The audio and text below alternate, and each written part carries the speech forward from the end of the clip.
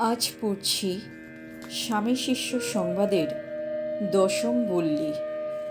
স্থান বেলুড় মঠ। এখন স্বামীজি বেশ সুস্থ আছেন। শিষ্য রবিবার রাতে মঠে আসিয়াছে। স্বামীজির পাদপদ্ম দর্শনান্তে সে নিচে আসিয়া স্বামী নির্মলানন্দের সহিত বেদান্ত শাস্ত্রের আলোচনা করিতেছে।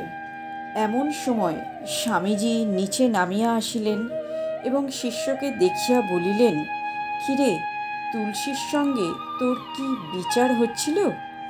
শিষ্য: মহাশয়, তুলসী মহারাজ বলিতেছিলেন, বেদান্তের ব্রহ্মবাদ কেবল তোর স্বামীজি আর তুই বুঝিস, আমরা কিন্তু জানি কৃষ্ণস্তু ভগবান স্বয়ং। স্বামীজি: তা তুই কি বললি? শিষ্য: আমি বলিলাম, এক আত্মাই সত্য। কৃষ্ণ ব্রহ্মজ্ঞ পুরুষ ছিলেন মাত্র। তুলসী মহারাজ ভিতরে বেদান্তবাদী, বাহিরে কিন্তু দ্বৈতবাদীর পক্ষ লইয়া তর্ক করেন।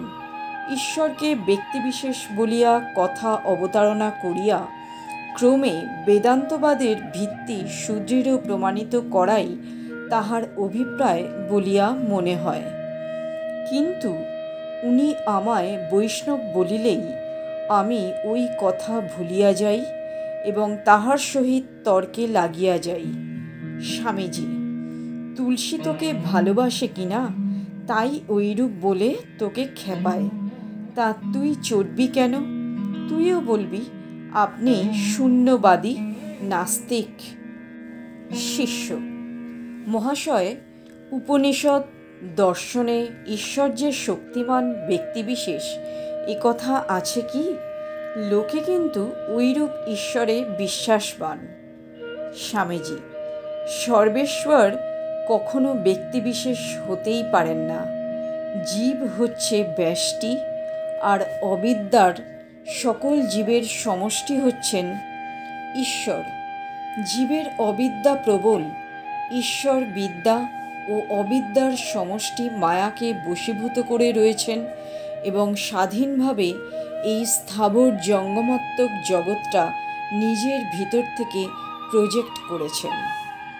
ব্রহ্ম কিন্তু ওই ব্যষ্টি বা সমষ্টির অথবা জীব ও ঈশ্বরের পারে বর্তমান। ব্রহ্মের অংশাংশ ভাগ হয় না। বোঝবার জন্য তার ত্রিপাদ, চতুষ্পাদ ইত্যাদির কল্পনা করা হয়েছে মাত্র।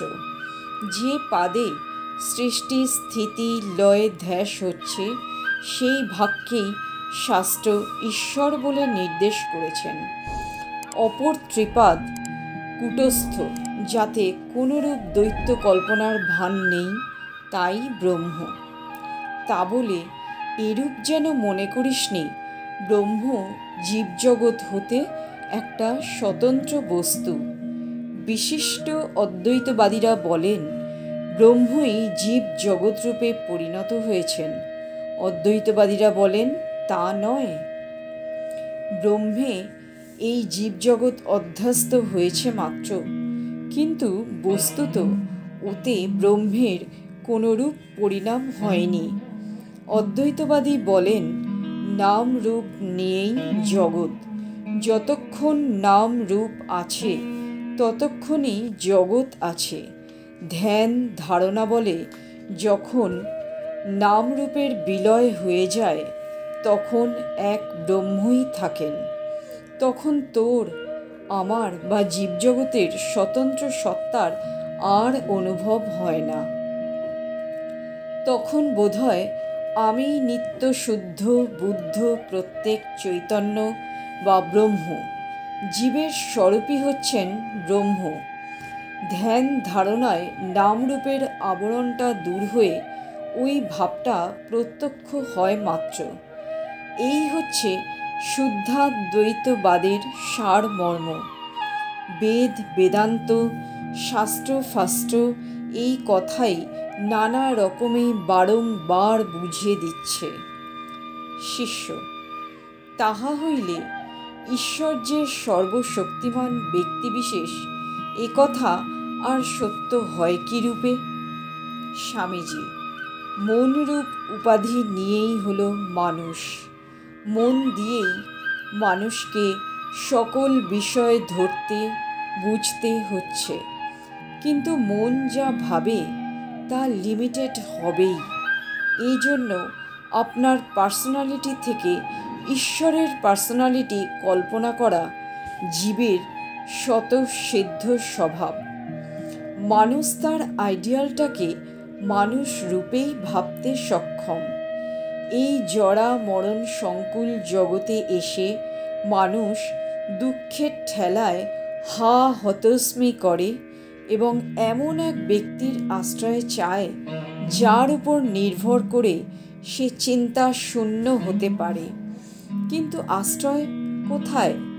নিরাধার সর্বজ্ঞ আত্মাই একমাত্র আশ্রয়স্থল। প্রথমে মানুষ তা টের পায় না।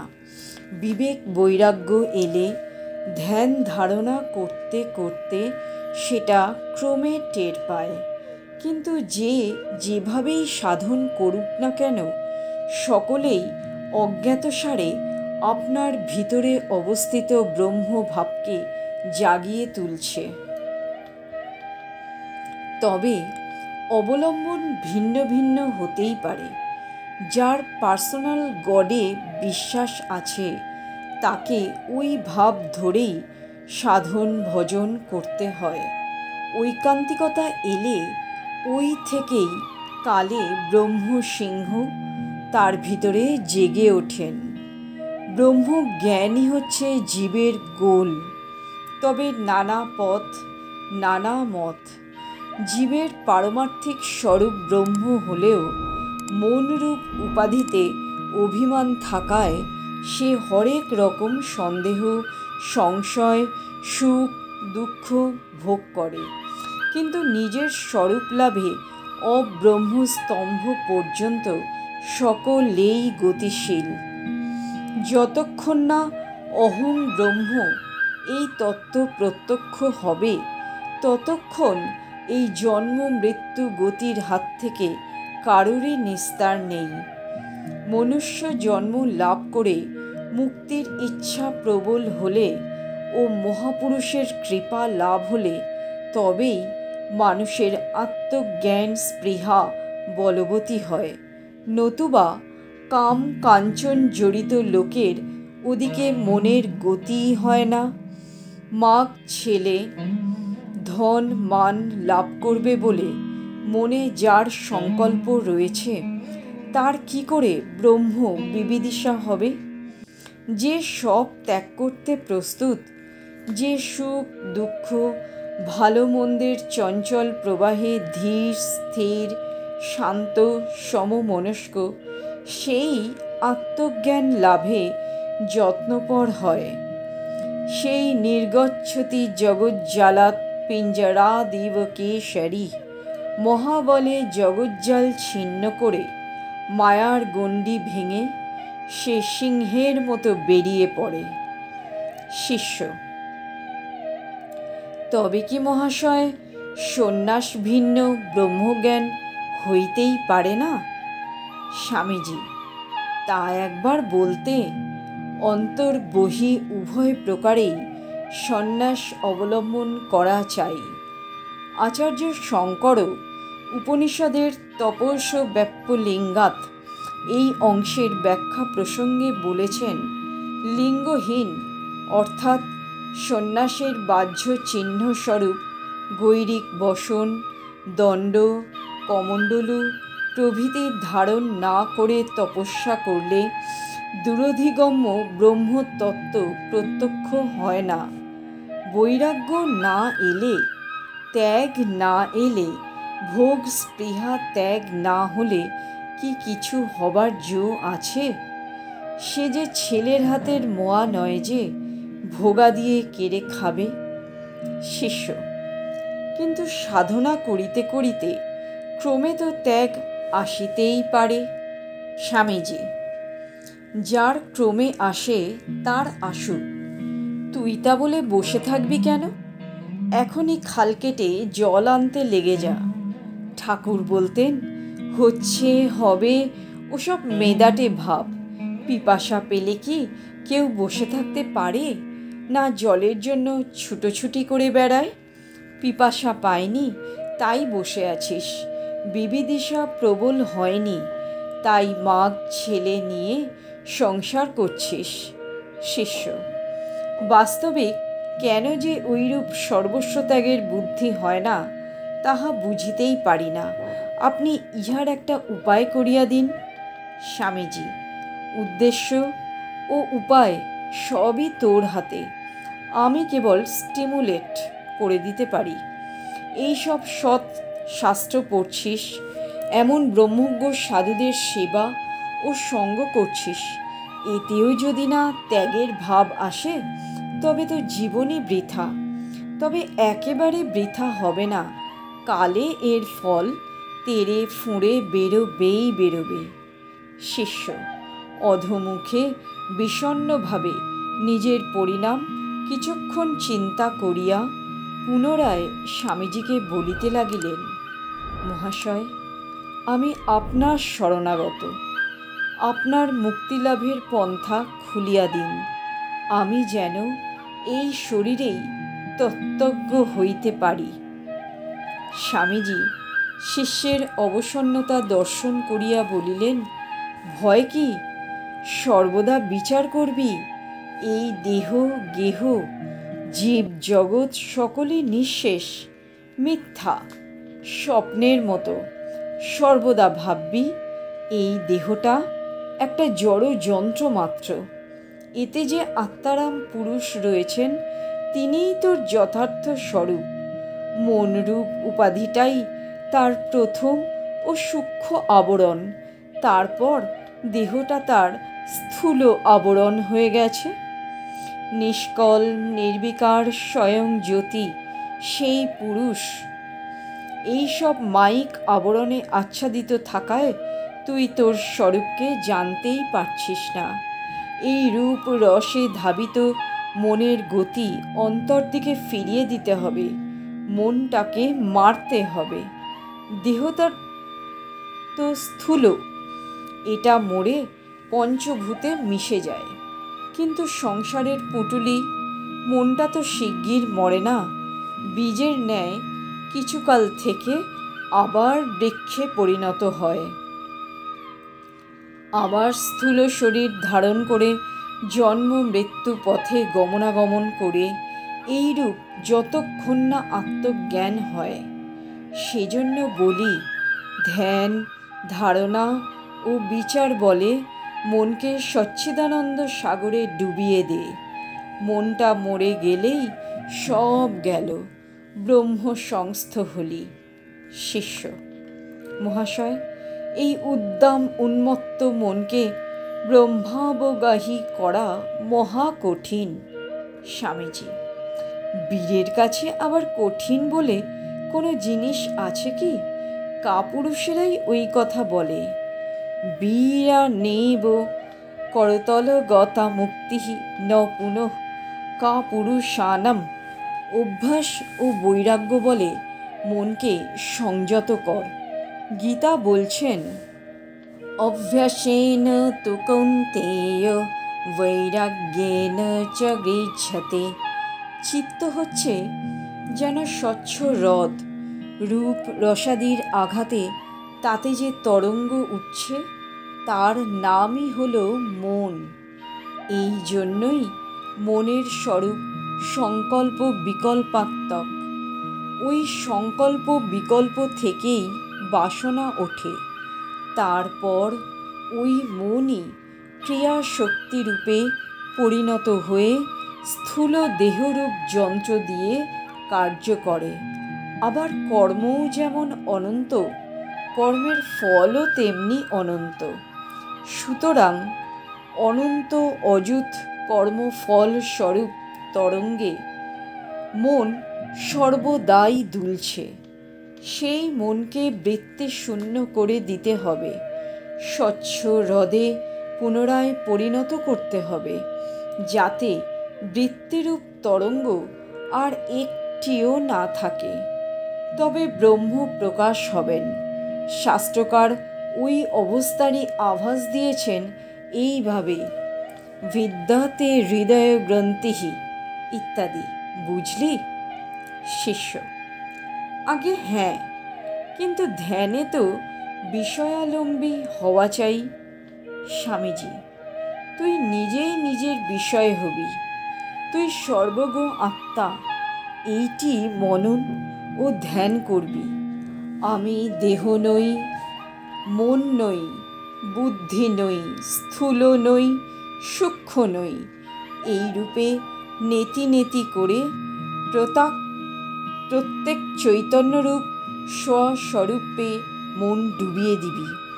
এই রূপে মন শালাকে বারংবার ডুবিয়ে ডুবিয়ে মেরে ফেলবি, তবেই বোধ স্বরূপের বোধ বা স্বস্বরূপে স্থিতি হবে।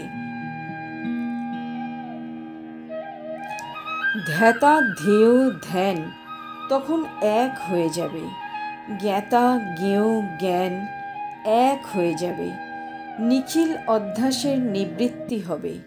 একেই বলে শাস্ত্রে ত্রিপুটি ভেদ। ওইরূপ অবস্থায় কোনোই জানাজানি থাকে না। আত্মাই যখন একমাত্র বিষণ্ণতা, বিজ্ঞাতা, তখন তাকে আবার জানবি কি করে? আত্মাই জ্ঞান, আত্মাই চৈতন্য, আত্মাই সচ্চিদানন্দ। যাকে সৎ বা অসৎ কিছুই বলে নির্দেশ করা যায় না, সেই অনির্বচনীয় মায়া শক্তির প্রভাবেই জীবরূপী ব্রহ্মের ভিতর জ্ঞাতা জ্ঞেয় বা জ্ঞানের ভাবটা এসেছে। এটাকেই সাধারণ মানুষ কনসিয়াস স্টেট বলে। আর যেখানে এই দ্বৈত সংঘাত নিরাবিল ব্রহ্মতত্ত্বে এক হয়ে যায়, তাকে শাস্ত্র সুপার কনসিয়াস স্টেট বলে এইরূপে বর্ণনা করেছেন। কথাগুলি স্বামীজি যেন ব্রহ্মানুভবের অগাধ জলে ডুবিয়াই বলিতে লাগিলেন। স্বামীজি: এই জ্ঞাতা জ্ঞেয় বা জানাজানি ভাব থেকেই দর্শন, শাস্ত্র, বিজ্ঞান সব বেরিয়েছে। তো মানব মনের কোনো ভাব বা ভাষাকে তা সম্পূর্ণরূপে প্রকাশ করতে পারছে না। দর্শন, বিজ্ঞানাদি পার্শিয়াল ট্রুথ, উহারা সেই জন্য পরমার্থ তত্ত্বের সম্পূর্ণ এক্সপ্রেশন কখনোই হতে পারে না। সেই জন্য পরমার্থের দিক দিয়ে দেখলে সবই মিথ্যা বলে বোধ হয়। ধর্ম মিথ্যা, কর্ম মিথ্যা, আমি মিথ্যা, তুই মিথ্যা, জগৎ মিথ্যা। তখনই দেখে যে আমিই সব, আমিই সর্বগত আত্মা। আমার প্রমাণ আমি। আমার অস্তিত্বের প্রমাণের জন্য আবার প্রমাণান্তরের অপেক্ষা কোথায়? আমি শাস্ত্রে যেমন বলে নিত্যমস্মৎ প্রসিদ্ধম, আমি ওই অবস্থা সত্য সত্যই দেখেছি, অনুভূতি করেছি। তোরাও দেখ, অনুভূতি কর, আর জীবকে এই ব্রহ্মতত্ত্ব শোনাগে, তবে তো শান্তি পাব। ওই কথা বলিতে বলিতে স্বামীজির বদন গম্ভীর ভাব ধারণ করিল এবং তাহার মন যেন কোন এক অজ্ঞাত রাজ্যে যাইয়া কিছুক্ষণের জন্য স্থির হইয়া গেল। কিছুক্ষণ পরে তিনি আবার বলিতে লাগিলেন, এই সর্বমত গ্রাসিনী, সর্বমত সামঞ্জস্য ব্রহ্মবিদ্যা নিজে অনুভব করো আর জগতে তা প্রচার করো। এতে নিজের মঙ্গল হবে, জীবেরও কল্যাণ হবে। তোকে আজ সার কথা বললাম, এর চাইতে বড় কথা আর কিছুই নেই।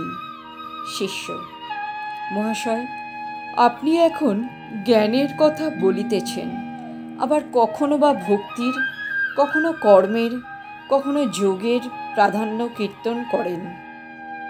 উহাতে আমাদের বুদ্ধি সব গুলাইয়া যায়। স্বামীজি: কি জানিস, এই ব্রহ্মজ্ঞ হওয়াই হলো চরম লক্ষ্য, পরম পুরুষার্থ। তবে মানুষ তো আর সর্বদা ব্রহ্ম সংস্থ হয়ে থাকতে পারে না। বুত্থানকালে কিছু নিয়ে তো থাকতেই হবে। তখন এমন কর্ম করা উচিত যাতে লোকের শ্রেয় লাভ হয়। এই জন্য তোদের বলি, অভেদ বুদ্ধিতে জীব সেবারূপ কর্ম কর।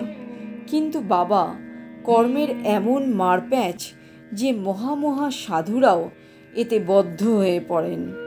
সেই জন্য ফলাকাঙ্ক্ষী হয়ে কর্ম করতে হয়। গীতায় ওই কথাই বলেছে।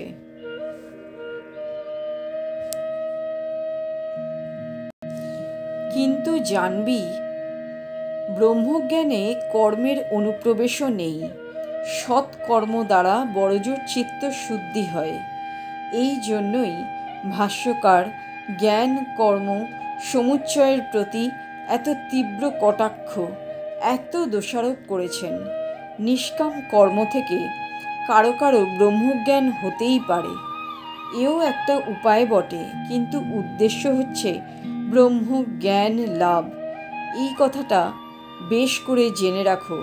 বিচার মার্গ ও অন্য সকল প্রকার সাধনার ফল হচ্ছে ব্রহ্মজ্ঞাতা লাভ করা। মহাশয়, একবার ভক্তি ও রাজযোগের উপযোগিত্ব বলিয়া আমার জানিবার আকাঙ্ক্ষা দূর করুন। স্বামীজি, ওইসব পথে সাধন করতে করতে কারো কারো ব্রহ্মজ্ঞান লাভ হয়ে যায়। ভক্তিমার্গ বা স্লো প্রসেস, দেরিতে ফল হয় কিন্তু সহজ সাধ্য। যোগে নানা বিঘ্ন, হয়তো বিভূতি পথে মন চলে গেল আর স্বরূপে পৌঁছতেই পারল না। একমাত্র জ্ঞান পথই আশু ফলপ্রদ এবং সর্বমত সংস্থাপক বলিয়া সর্বকালে সর্বদেশে সমাদৃত। তবে বিচার পথে চলতে চলতেও মন দুস্তর তর্কজালে বদ্ধ হয়ে যেতে পারে। এই জন্য সঙ্গে সঙ্গে ধ্যান করা চাই। বিচার ও ধ্যানাবলে উদ্দেশ্য ও ব্রহ্মতত্ত্বে পৌঁছতে হবে। এইভাবে সাধন করলে গোলে ঠিক পৌঁছানো যায়। এই আমার মতে সহজ পন্থা ও আশু ফলপ্রদ। শিষ্য, এইবার আমায় অবতারবাদ বিষয়ে কিছু বলুন। স্বামীজি, তুই যে একদিনেই সব মেনে নিতে চাস। শিষ্য, মহাশয়, মনের ধাঁধা একদিনে মিটিয়া যায় তো বারবার আর আপনাকে বিরক্ত হইতে হইবে না। স্বামীজি, যে আত্মার এত মহিমা শাস্ত্রমুখে অবগত হওয়া যায়, সেই আত্মজ্ঞান যাদের কৃপায় এক মুহূর্তে লাভ হয়, তারাই সচল তীর্থ অবতার পুরুষ। তারা আজন্ম ব্রহ্মজ্ঞ এবং ব্রহ্মজ্ঞে কিছু মাত্রই তফাৎ নেই। ব্রহ্মবিদ ব্রহ্মৈব ভবতি। আত্মাকে তো আর জানা যায় না, কারণ এই আত্মাই বিজ্ঞাতা ও মন্থা হয়ে রয়েছেন, একথা পূর্বেই বলেছি। অতএব মানুষের জানাজানি ওই অবতার পর্যন্তই, যারা আত্মসংস্থ। মানব বুদ্ধি ঈশ্বর সম্বন্ধে হায়েস্ট আইডিয়াল যা গ্রহণ করতে পারে তা ওই পর্যন্ত, তারপর আর জানাজানি থাকে না। ওইরূপ ব্রহ্মজ্ঞ কদাচিৎ জগতে জন্মায়। তাদের অল্প লোকই বুঝতে পারে। তাদের শাস্ত্রোক্তর প্রমাণস্থল ভব সমুদ্রের আলোক স্তম্ভ স্বরূপ। এই অবতারগণের সঙ্গ ও কৃপা দৃষ্টিতে মুহূর্ত মধ্যে হৃদয়ের অন্ধকার দূর হয়ে যায়। সহসা ব্রহ্মজ্ঞানের স্ফুরণ হয়। কেন বা কী প্রসেসে হয় তা নির্ণয় করা যায় না, তবে হয়, হতে দেখেছি। শ্রীকৃষ্ণ আত্মসংস্থ হয়ে গীতা বলেছিলেন। গীতার যে যে স্থলে অহং শব্দের উল্লেখ রয়েছে তা আত্মপর বলে জানবি। বামেকম শরণম ব্রজ, কিনা আত্মসংস্থ হও। এই আত্মজ্ঞানই গীতার চরম লক্ষ্য। যোগাদির উল্লেখ ও আত্মতত্ত্ব লাভের আনুষঙ্গিক অবতারণা। এই আত্মজ্ঞান যাদের হয় না, তারাই হলেন আত্মঘাতী। বিনিহস্তৎ সদ্ গ্রহাৎ রূপ রসাদির উদ্বোধনে তাদের প্রাণ যায়। তোরাও তো মানুষ, দুদিনের ছাইভস্য ভোগকে উপেক্ষা করতে পারবি না? জায়স্য মৃয়স্যের দলে যাবি? শ্রেয়কে গ্রহণ কর, প্রেয়কে পরিত্যাগ কর। এই আত্মতত্ত্ব আচণ্ডাল সবাইকে বলবি। বলিতে বলিতে নিজের বুদ্ধির পরিষ্কার হয়ে যাবে। আর তত্ত্বমসি, সোহমস্মি, সর্বং খলিদ্বং ব্রহ্ম প্রভৃতি মহামন্ত্র সর্বদাই উচ্চারণ করবি এবং হৃদয়ে সিংহের মতো বল রাখবি। ভয় কি? ভয়ই মৃত্যু, ভয়ই মহাপাতক। নররূপী অর্জুনের ভয় হয়েছিল, তাই আত্মসংস্থ ভগবান শ্রীকৃষ্ণ তাকে গীতায় উপদেশ দিলেন। তবু কি তার ভয় যায়? পরে অর্জুন যখন বিশ্বরূপ দর্শন করে আত্মস্থ হলেন, তখন জ্ঞানাস্নিগ্ধ দগ্ধ কর্মা হয়ে যুদ্ধ করলেন। শিষ্য: মহাশয়, আত্মজ্ঞান লাভ হইলেও কি কর্ম থাকে?